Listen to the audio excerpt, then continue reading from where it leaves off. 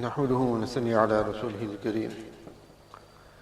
أعوذ بالله من الشيطان الرجيم. بسم الله الرحمن الرحيم. إن الله عالم غيب السماوات والأرض إنه عليم بذات الصدور.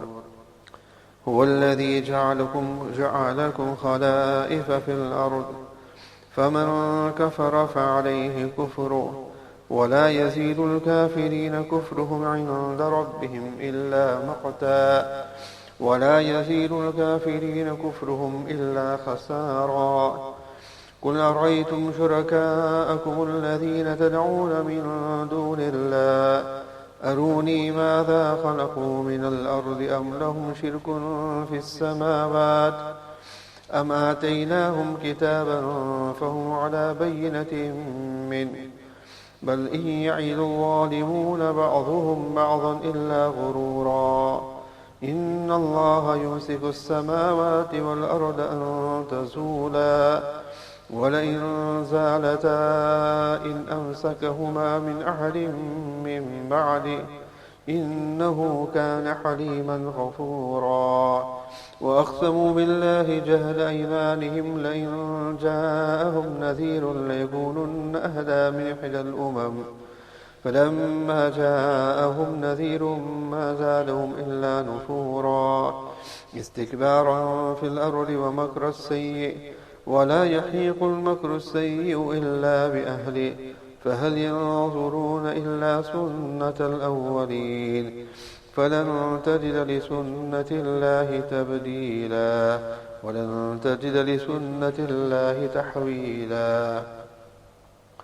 أولم يسيروا في الأرض فينظروا كيف كان عاقبة الذين من قبلهم وكانوا أشد منهم قوة وما كان الله ليعجزه من شيء في السماوات ولا في الأرض إنه كان عليما قديرا. ولو يؤاخذ الله الناس بما كسبوا ما ترك على ظهرها من دابة ولكن يؤخرهم إلى أجل مسمى فإذا جاء أجلهم فإن الله كان بعباده بصيرا.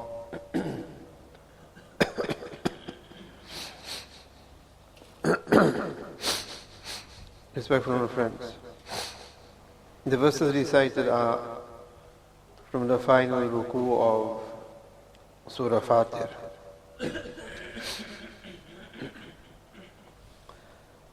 However, before commencing with these, there was a little tafsir left of the previous verse of last week,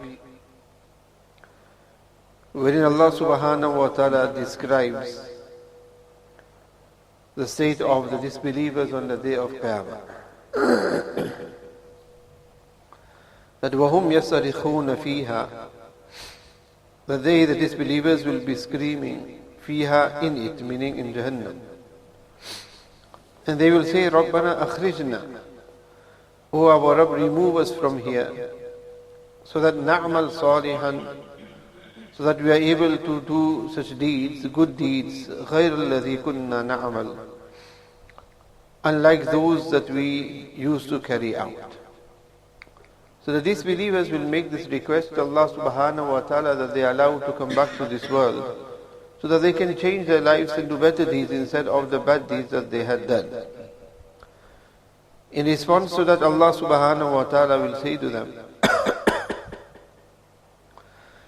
that أَوَلَمْ نُعَمِّرْكُمْ مَا يَتَذَكَّرُ فِيهِ مَنْ تَذَكَّرَ وَجَاءَكُمُ النَّذِيرُ,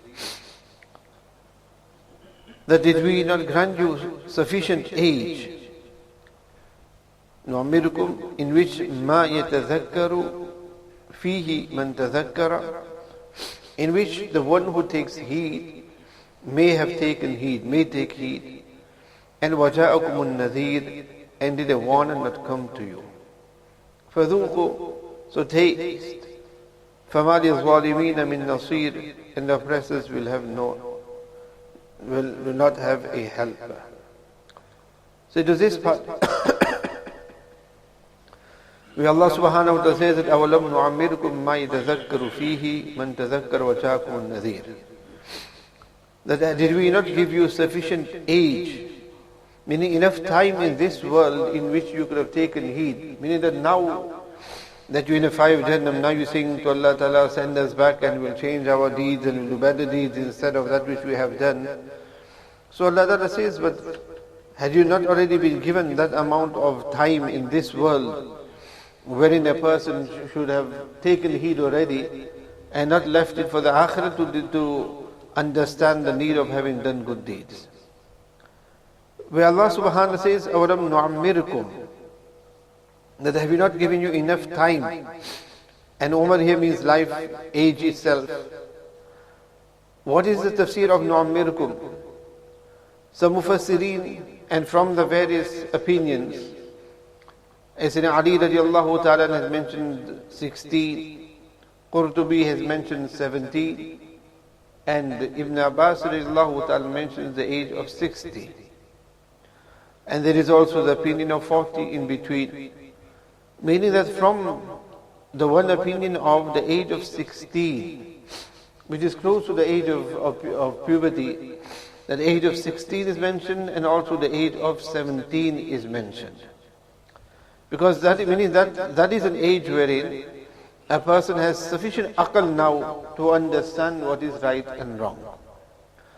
Although a person may be like the teenagers now, they'll be very wet behind the ears. But when it comes to knowledge itself, and they have a lot of understanding, they grow very quick nowadays. And with the amount of tech knowledge that they have, and the amount of other knowledge and information they have, a 16-year-old, 17-year-old has a lot more common knowledge than a 16, 17-year-old of the past. Although they may not have the experience of 16, 17 years old of teenagers of the past, but they have so much knowledge. So that is one opinion given, that that person who has received that amount of age is sufficient for that person to change their lives and take heed from it. The other opinion is of 40 years old and that of 60 and 70. 60 and 70. At the age of 60 and 70, this is now a person's entire lifespan as it is. Then Allah subhanahu wa ta'ala is saying here that you're given enough lifespan. Means that 60, 70 years that you had, that was sufficient for you to take heed if you were to take heed. Nabi Kareem sallallahu wa ta'ala mentioned in the hadith that Amaru ummati ma bayna sittina ila sab'een, that the average age of this ummah, of my ummah, is between the age of 60 and 70. And Nabi Kareem sallallahu alaihi wasallam mentions, and there are very few who will surpass that.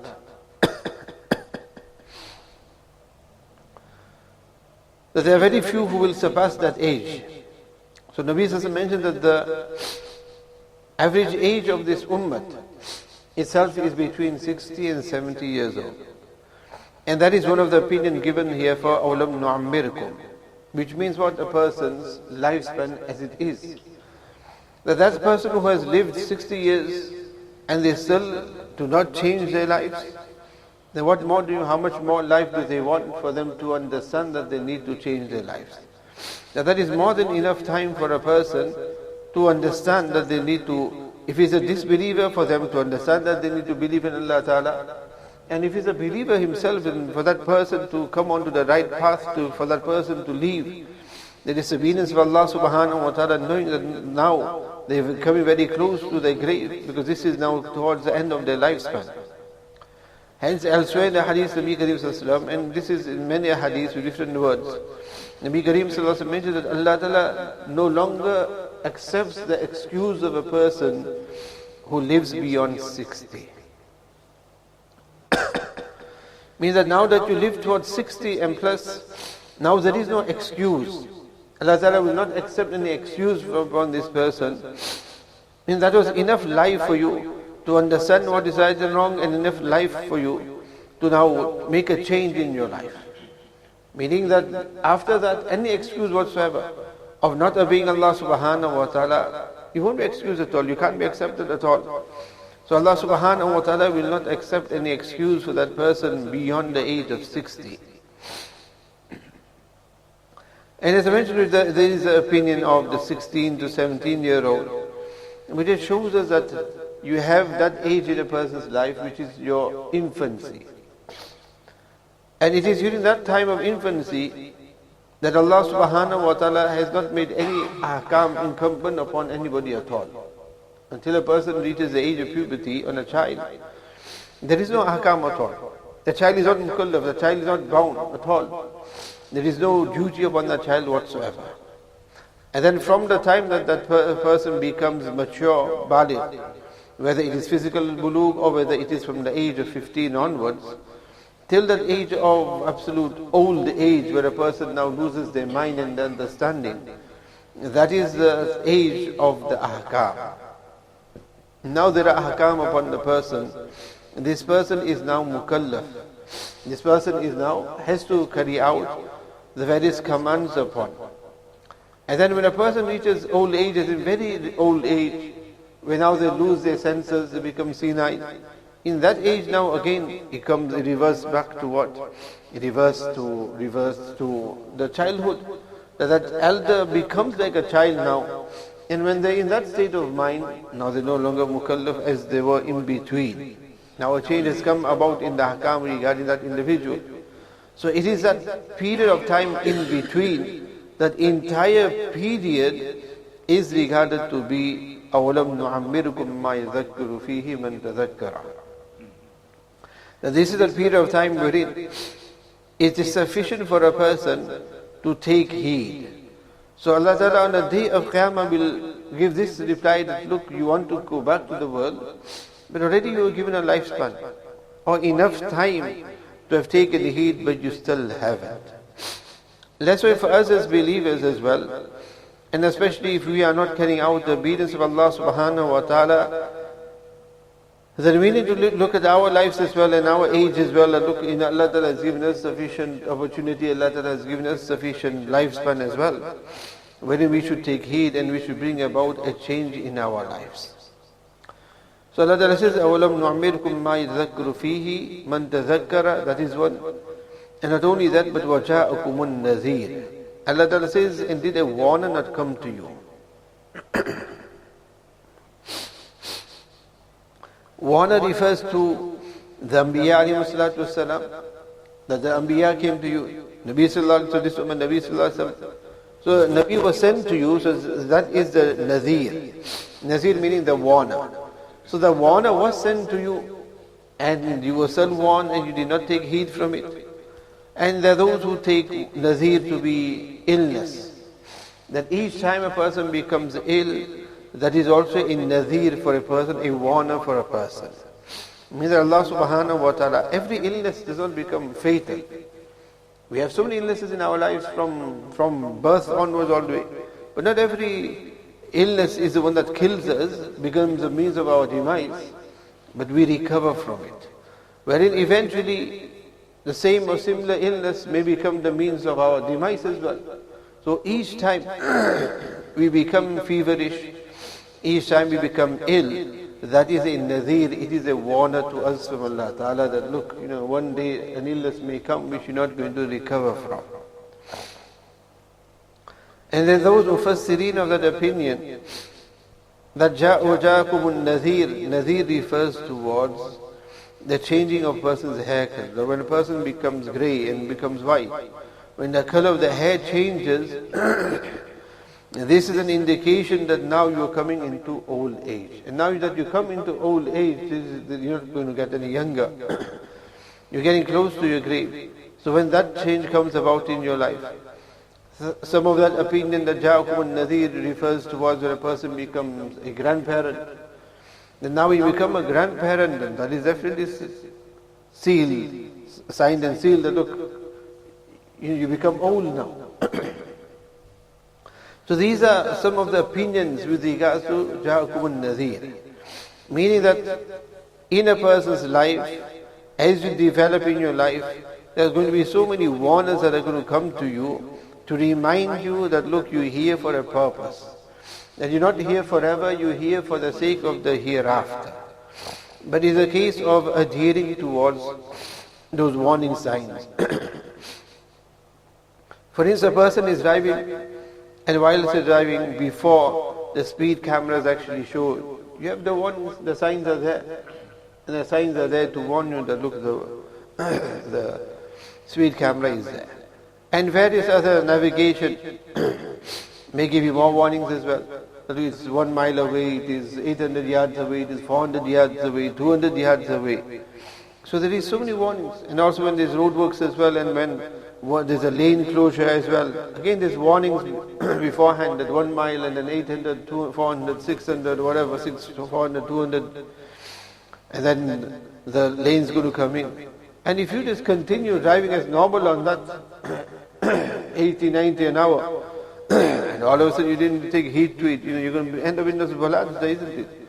Or simply with the speed warning as well. The warning were given to you beforehand, but you carried on at that speed, then what's going to happen? You're going to get caught on camera there. So here Allah says, وَجَاءَكُمُ النَّذِيرُ, that over and over Allah Ta'ala sent those warning hazards. The signs were there for you. So many people around you passed away. People who were well and fit became ill. People who were in Iman came into Kufr. People in Kufr came into Islam. So many changes, so many things have come about to you, which were all there as a warner to one, had a person taken heed from it. But unfortunately, those who live a life of Kufr, they enjoying their Kufr. And those who are in the state of Iman are enjoying their freedom and enjoying the life away from the obedience of Allah subhanahu wa ta'ala, enjoying a life in the disobedience of Allah subhanahu wa ta'ala. So because of that, means that that person who is now driving at whatever speed they are, and they must be enjoying and putting the foot down, enjoying the driving. So they're going to overlook all those warnings that are there, and they're just going to carry on throughout, isn't it? So those who are going to be so intoxicated in the enjoyment of this world, they're going to overlook all the warnings that come to them.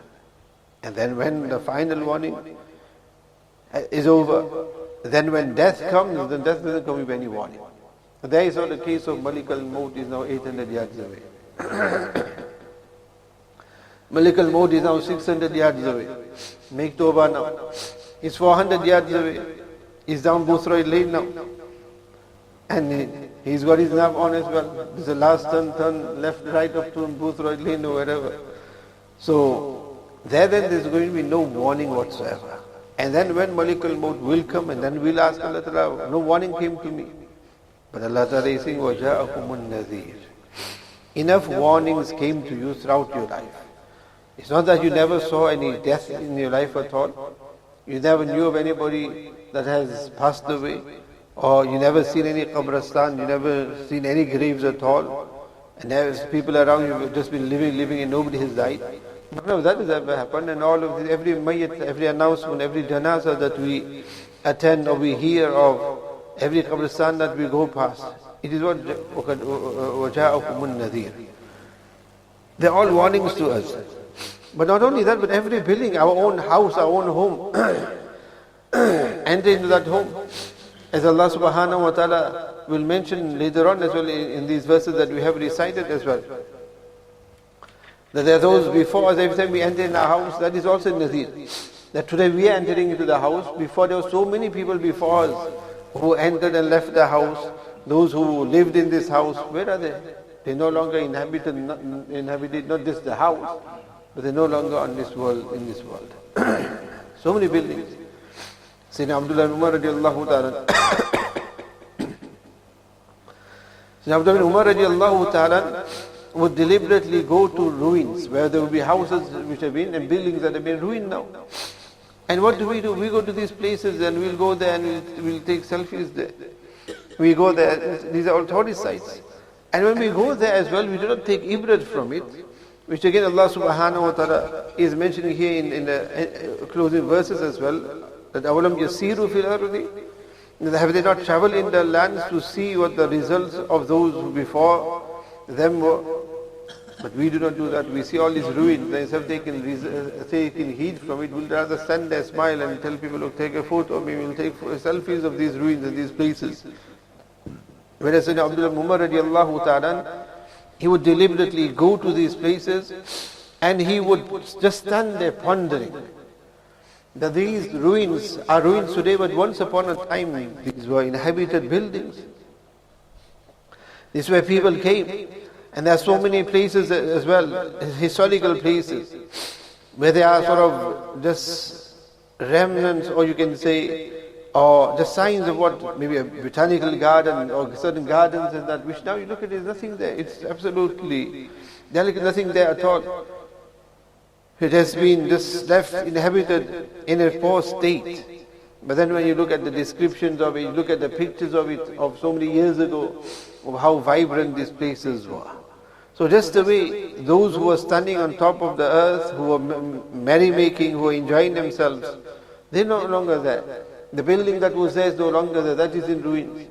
In the same way, we are also going to fall into ruin. We are also going to be, we are here now, we're not going to be here forever. Then there will be those after us who will be remembering us. There will be those after us who will become history. We read the history, we become the history of other people. Not realizing that a day is going to come when we are also going to be history. So all of these are what? وَجَاءَكُمُ النَّذِيرُ فَذُوقُوا فَمَا لِلظَّالِمِينَ مِن نَصِيرٍ. So this was some tafsir which was left from last week's tafsir. Further Allah subhanahu wa ta'ala, this is more translation than tafsir. Further Allah ta'ala says that إِنَّ اللَّهَ عَالِمُ غَيْبِ السَّمَاوَاتِ وَالْأَرْضِ. Verily Allah ta'ala has knowledge of غَيْبِ السَّمَاوَاتِ وَالْأَرْضِ, of the unseen things of the heavens and the earth. إِنَّهُ عَلِيمٌ بِذَاتِ الصُّدُورِ. He certainly has knowledge of the secrets of the heart. Means that Allah subhanahu wa ta'ala knows exactly who should be rewarded, who should not be rewarded. Because Allah subhanahu wa ta'ala is alimu ghayb as-samawati wal ard, has knowledge of the unseen, of the heavens and the earth. And He also knows what is in the secrets of the heart. I mean, the condition of every person, Allah ta'ala is the one who is fully aware of it. Means that there might be that person who seems very righteous and pious, but that person may be from the munafiqeen, may not have ikhlas, may not be a true believer. Allah ta'ala knows exactly what is the situation and the position of even those who disbelieve, or of how much arrogance they have, how much enmity they have with Islam. And maybe there may be those who have a soft heart towards Islam, have a likening towards Islam. And if Allah ta'ala wants to, Allah ta'ala can give them hidayat because of that. And if Allah ta'ala wants to, then even the staunchest of enemies of Islam, Allah ta'ala can give them hidayat as well. هو الذي جعلكم خلائف في الأرض فمن كفر فعليه كفره ولا يزيد الكافرين كفرهم عند ربهم إلا مقتا. Allah ta'ala says that هو الذي جعلكم, He is the one who had appointed you and made you خلائف في الأرض, as successors on earth. Successors on earth mean, this is what I mentioned to you, that those will come one after the other. Allah Ta'ala has not created the world in a manner that every population has been created one time, and everybody will then live one time, and everybody then dies one time. But Allah Subhanahu wa Ta'ala has created it as khalaifa fil ard, that you have generations after generations. You have periods after periods. So everybody is not alive at one time, but people have come. So we are successors of who? We are successors of those who came before us. And then there are those who come afterwards, and they're going to succeed us as well. So this is the meaning of khalaifa fil ard. And فَمَنْ كَفَرَ فَعَلِيهِ كُفْرُ. Whoever commits kufr, فَعَلِيهِ كُفْرُ, then his kufr is to his own detriment. Meaning that it is his own responsibility now of his kufr. And وَلَا يَزِيدُ الْكَافِرِينَ كُفْرُمْ إِنَّ رَبِّهِمْ إِلَّا مَقْتًا. And the kufr of those who disbelieve will only increase the wrath of their Rabb for them. Meaning that the kufr, the more kufr that they have, what it will do is it will create more wrath of Allah subhanahu wa ta'ala. And وَلَا يَزِيدُ الْكَافِرِ كُفْرُ إِلَّا خَسَارًا. And the disbelief of the disbelievers will only increase them in the loss.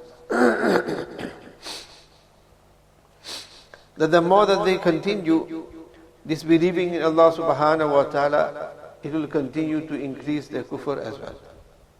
قُلْ أَرَأَيْتُمْ شُرَكَاءَكُمُ الَّذِينَ تَدْعُونَ مِن دُونِ اللَّهِ. Say that, tell me, قُلْ أَرَأَيْتُمْ, Allah Ta'ala says, show me that the partners whom you worship, شُرَكَاءَكُمُ الَّذِينَ تَدْعُونَ مِن دُونِ اللَّهِ, that those partners that you worship besides Allah subhanahu wa ta'ala, then aruni, show me, مَاذَا خَلَقُوا مِنَ الْأَرْضِ, what have they created of the earth? And أَمْ لَهُمْ شِرْكٌ فِي السَّمَاوَاتِ, or do they share partnership in the samawat, in the heavens? So أَمْ لَهُمْ شِرْكٌ فِي السَّمَاوَاتِ أَمْ آتَيْنَاهُمْ كِتَابًا, or have we given them a book in which فَهُمْ عَلَى بَيِّنَةٍ مِّنْ, from which they have a clear proof, meaning of the shirk that they do. And here أَمْ آتَيْنَاهُمْ كِتَابًا refers to the mushrikeen. That the mushrikeen, have they been given any divine kitab from Allah Ta'ala that will prove the kufr that they do? Or can they establish and bring their partners, the idols and the gods and whatever they worship, and show that what it is that they have created on the earth? Meaning Allah Ta'ala has created everything that is there. So is there anything that they themselves have created? Or أَمْ لَهُمْ شِرْكٌ فِي السَّمَاوَاتِ, or do they even share partnership in the heavens and the earth? Meaning that one is that they are the gods themselves, or the other is, yes, establish the fact, okay, they are what, in partnership with Allah subhanahu wa ta'ala, that they even have partnership there. One is that a person is an owner of a country, of a company, and the other is he's not a full outright owner of the country, of the company, but he has a share in it. He has partnership in it, so he has some stake in it. So do they have any stake in this at all? That they should be worshipped with Allah subhanahu wa ta'ala? And that you'll find there is nothing at all with regards to any bayyina, any proof with regards to that. بَلْ إِيَّئِدُ الظَّالِمُونَ بَعْضُهُمْ بَعْضًا إِلَّا غُرُورًا. Allah Ta'ala says the oppressors, here referring to mushrikeen, that they only make false promises, بَعْضُهُمْ بَعْضًا, to each other. Meaning that they will make false promises to one another, that their deities are the ones that will help them, and the deities are the ones that can do this for them and to do that for them. For example, you'll have the spiritual leaders, you can say, or the religious leaders who will preach whatever they want to. Look, your idols, go to your idols will do this, your idol will do that, or within themselves as well. That's what we tell one another, but make God Allah subhanahu wa ta'ala. So they will make these type of claims as well. That look, worship this idol, worship that idol, or this concept or that concept, and that will give you salvation. So all they're doing is they're helping, assisting one another in great falsehood and deception. إِنَّ اللَّهَ يُمْسِكُ السَّمَاوَاتِ وَالْأَرْضَ أَن تَزُولَا. These idols are unable to do anything at all.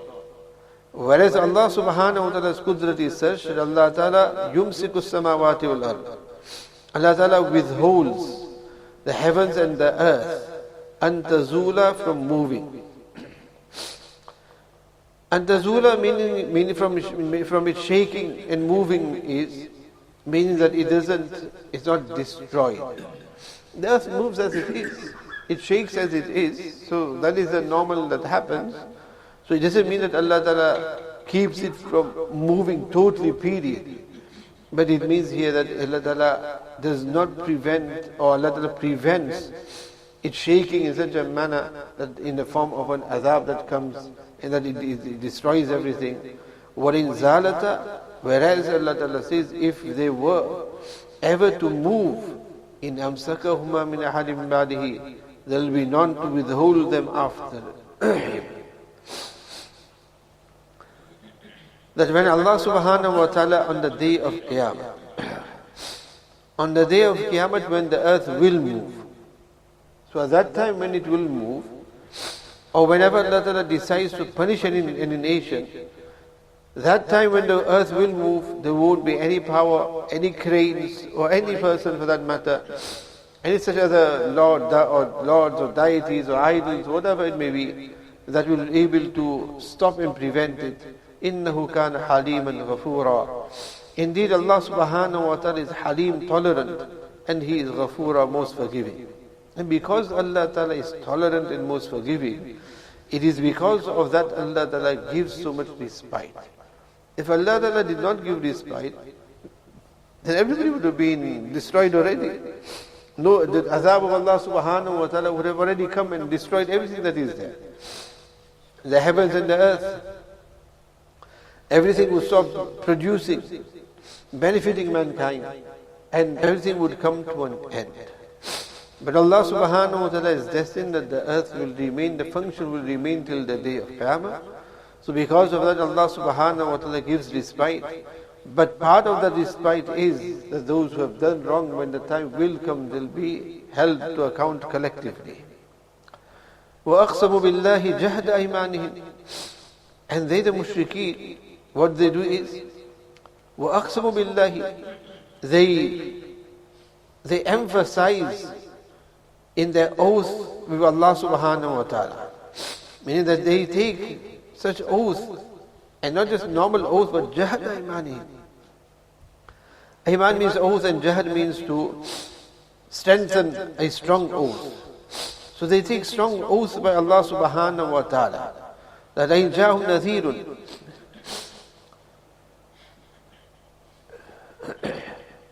that إِن جَاءَهُمْ نَذِيرٌ, that if a warner had come to them, لَيْكُونَنَّ أَهْدَى مِنْ إِحْدَى الْأُمَمِ, they would become more rightly guided than any other nation.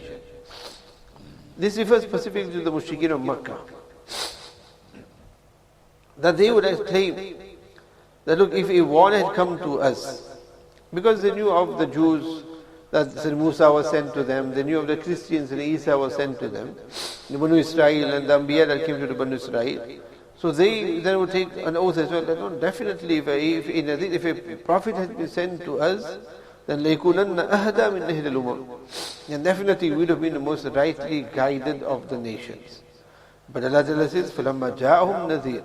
But then when the warner did come from them, who was the Nabi Kareem Sallallahu Alaihi Wasallam, who was from Makkah to Mukarramah, from them Allah Ta'ala had sent a warner to them. What happened is, مَا زَادَهُمْ إِلَّا نُفُورًا, it only increased them in more animosity. Meaning that instead of them being the rightly guided ones, that the claim that they had made, it just shows that they were not truthful in their claim whatsoever. If they were truthful, then the Nazir did come to them. That's why Musa ﷺ was sent to the Banu Israel. So Isa ﷺ was sent. Allah Ta'ala sent Nabi Kareem Sallallahu Alaihi Wasallam to the mushrikeen of Makkah. But the mushrikeen of Makkah, aside from those who Allah Ta'ala had given hidayah, they didn't take heed. So these were just talk and nothing else. Istikbarun fil ardi. Allah Ta'ala said this is how they behave. That istikbarun fil ardi wa makra sayyi. وَلَا يَهِيكُ الْمَكْرُ السَّيِّئُ إِلَّا بِأَهْلِهِ فَلْيَنْظُرُونَ إِلَّا سُنَّةَ الْأَوَّلِينَ فَلَنْ تَجِدَ لِسُنَّةِ اللَّهِ تَبْدِيلًا وَلَنْ تَجِدَ لِسُنَّةِ اللَّهِ تَحْوِيلًا. Allah Ta'ala says, istikbarun fil ard.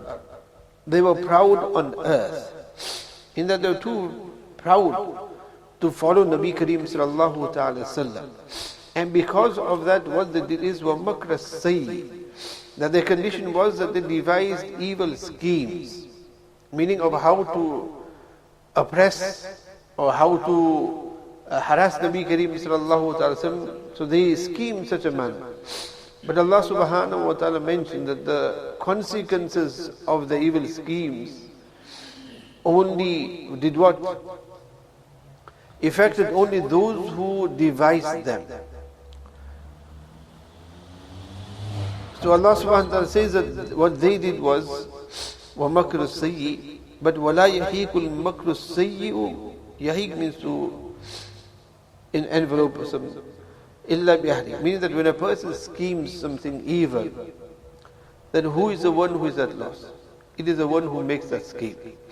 Meaning that every time a person makes the intention or plans to cause any harm or difficulty or anything bad to another individual, whether they succeed in that or not, because one may then assume that, look, how can they be the ones who are now, the ones who have now, who are in the loss, whereas their scheme did work. So they were successful. So they may be successful in whatever scheme that they made. So that by that plan and the scheme, they cause harm upon somebody. But the true loser is the one who makes such type of schemes. Because even if they get away with it here in this world, they'll definitely face the consequences in the hereafter. And there is also the hadith, where Nabi Kareem has mentioned as well, that from that person who doesn't have to wait for the akhirat to get his punishment is who? The oppressor. The one who does wrong on a person here in this world. They do not have to wait for the akhirat. Allah Ta'ala will show them and Allah Ta'ala will punish them here in this world. So وَلَا يَهِيكُ الْمَكْرُ إِلَّا بِأَهْلِهِ فَهَلْ يَنْظُرُونَ إِلَّا سُنَّةَ الْأَوَّلِينَ فَلَنْ تَجِدَ لِسُنَّةِ اللَّهِ تَبْدِيلًا. Then Allah Ta'ala says, they seem only to be awaiting the treatment of what? Sunnatul Awwaleen, of the previous generations. Meaning it is as if they are willing to want that the azab comes towards them. Allah Ta'ala says, you will never find any change in Allah Ta'ala's practice, neither will you find any adjustment in Allah Subhanahu wa Ta'ala's practice either. So, لِسُنَّةِ اللَّهِ فَلَنْ تَجِدْ لِسُنَّةِ اللَّهِ تَبْدِيلًا. The sunnah of Allah, sunnah means the way of Allah Ta'ala. This is the way of Allah Ta'ala. Those who take heed, successful by all means. Those who haven't taken heed, they're not going to get away with it. Nobody has got away with it. So there won't be any change here. And that's the way Allah Subhanahu wa Ta'ala dealt with those previously. Allah Ta'ala will deal the same with those currently as well. So there won't be any change whatsoever in the punishment of Allah Subhanahu wa Ta'ala. And neither there will be any change whatsoever in the consequences at all. أَوَلَمْ يَسِيرُوا فِي الْأَرْضِ. Have they not traveled in the lands? فَيَنْظُرُوا كَيْفَ كَانَ عَاقِبَةُ الَّذِينَ مِنْ قَبْلِهِمْ. And seen what was the result of those who came before them. وَكَانُوا أَشَدَّ مِنْهُمْ قُوَّةً. Allah Ta'ala says they were even more powerful than them. The people of I.T.A and Thamud, these were mighty nations who built homes and carved homes out of mountains. And you see the size of the mountains, you see the size of the openings of the mountains, just shows how mighty and powerful they themselves were. But how Allah Subhanahu wa Ta'ala destroyed them.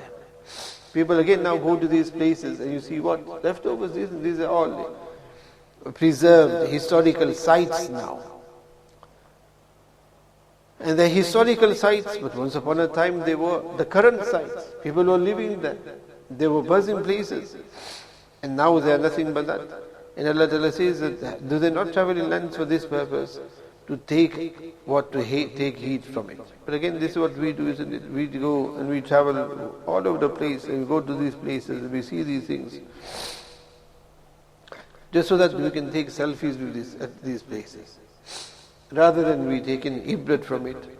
And we come back and we take no ibrat from it at all. This is the kayfiyat, this is the condition of our hearts. وَمَا كَانَ اللَّهُ لِيُعْجِزَهُ مِنْ شَيْءٍ فِي السَّمَاوَاتِ وَلَا فِي الْأَرْضِ إِنَّهُ كَانَ عَلِيمًا قَدِيرًا. Allah Ta'ala is not such. وَمَا كَانَ اللَّهُ, that Allah Subhanahu that can لِيُعْجِزَهُ, that can defeat him مِنْ شَيْءٍ, anything فِي السَّمَاوَاتِ وَلَا فِي الْأَرْضِ. Meaning that there's nothing at all that can defeat Allah Subhanahu wa Ta'ala. Meaning Allah Ta'ala is the only one, He is capable of destroying people despite their own means of their safety and protection. Allah Ta'ala destroys whoever He wants to. إِنَّهُ كَانَ عَلِيمًا قَدِيرًا. Allah Ta'ala is all knowing, and not only that, but He is Qadira, He is all powerful as well. وَلَوْ يُؤَاخِذُ اللَّهُ النَّاسَ بِمَا كَسَبُوا مَا تَرَكَ عَلَى ظَهْرِهَا مِنْ دَابَّةٍ وَلَكِنْ يُؤَخِّرُهُمْ إِلَى أَجَلٍ مُسَمًّى.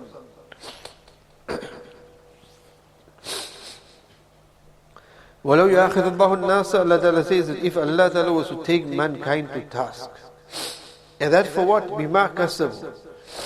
Which means what? Not because Allah Ta'ala just wants to, but because of what insan has done. So if Allah were to take man to task for everything that he does, when each time we disobey Allah Ta'ala, each time people are doing kufr, then مَا تَرَكَ عَلَى ظَهْرِهَا مِنْ دَابَّةٍ, then he would not have left a single dabba, means a single creature. عَلَى ظَهْرِهَا, a single creature would not have been left on the face of the earth. وَلَكِنْ يُؤَخِّرُهُمْ إِلَىٰ أَجَلٍ مُسَمًّى. However, Allah Subhanahu wa Ta'ala defers them until the appointed time, meaning the time of the akhirat or the time of the azab, the punishment of Allah subhanahu wa ta'ala. فَإِنَّ اللَّهَ كَانَ بِعِبَادِهِ بَصِيرًا. Allah subhanahu wa ta'ala is ever of his bondsmen basira, watchful, that when their turn, فَإِذَا جَاءَ أَجَلُهُمْ, that when their term arrives, then meaning the time comes, and Allah subhanahu wa ta'ala is فَإِنَّ اللَّهَ كَانَ بِعِبَادِهِ بَصِيرًا, meaning that nobody will be able to save themselves at all from the adhab. So it's not a case of because of their kufr, now it means what, the adhab of Allah ta'ala, but we hear what knows. These certain non-believers, they managed to escape. And they managed to escape, and they escaped from the azab of Allah subhanahu wa ta'ala. They managed to save themselves from the azab of Allah ta'ala. So others can say as well, why not? We can also try the great escape. We can also try to make this escape as well, make escape plan of how we can save ourselves from the azab of Allah subhanahu wa ta'ala. That's not going to happen whatsoever. And an example is one person from the Banu Israel, prior to his death, although he had iman, but he hadn't done any much good deeds at all. And he knew that as well. And the time of his death came, he said to his children, tell me what type of father I was. He said, you are a very good father. So he said, that is all good, but I was not a good believer. I was not a good believer. So he said that, look, if Allah subhanahu wa ta'ala gets hold of me, then he's going to inflict me with the worst of adhab. So he made this wasiyat that when I die, then what you should do is then burn me. Burn my corpse. The corpse should be burned. And after that, take all the ashes, and on a windy day, scatter the ashes into the sea. In a windy day, just scatter it away. So that in this way, there is nothing left of me. So if there's nothing left of me, then I'll be able to save myself from the adhab of Allah subhanahu wa ta'ala. So when he died, this is exactly what they had done, and they scattered his ashes. So he dispersed all over the place. And then in moments, Allah ta'ala resurrected him, brought him in front of him. And Allah ta'ala questioned him and said to him, why did you do that? To which he said, makhafaka. The only reason I did that is because out of your fear. And Allah subhanahu wa ta'ala, because of that, will forgive him. Allah ta'ala will forgive him. However, that doesn't mean that it is allowed for a person to do that. Not allowed for a person to do that. However, here what point I was mentioning is that no matter what scheme a person can make, thinking that they will be able to escape from the azab of Allah subhanahu wa ta'ala, that look, if our bodies are there, Allah ta'ala will bring us alive and the bodies will be punished. So in this way, there will be nothing there at all. So that's not going to work at all. You can't then save yourself, and so maybe those who do cremate themselves have that in mind that look, if you do so, then you will be saved at all. And those who are buried, they go the ones who are now putting themselves into the hands of Allah subhanahu wa ta'ala and receiving ourselves from it. No matter where you are, what you do, Allah subhanahu wa ta'ala, as Allah mentions, فَإِنَّ اللَّهَ كَانَ بِعِبَادِهِ بَصِيرًا, and nobody can save themselves from this punishment of Allah subhanahu wa ta'ala. Allah subhanahu wa ta'ala save us all from this punishment of Allah ta'ala. And Allah ta'ala make us from those who take heed before time. And Allah ta'ala has given us all enough that lifespan, whichever opinion that you take from that, which is sufficient for a person to take heed. ربنا تقبل منا إنك أنت السميع العليم وتب علينا إنك أنت التواب الرحيم سبحان ربك رب العزة عما يصفون وسلام على المرسلين والحمد لله رب العالمين. The next surah is for those who do Surah Yasin.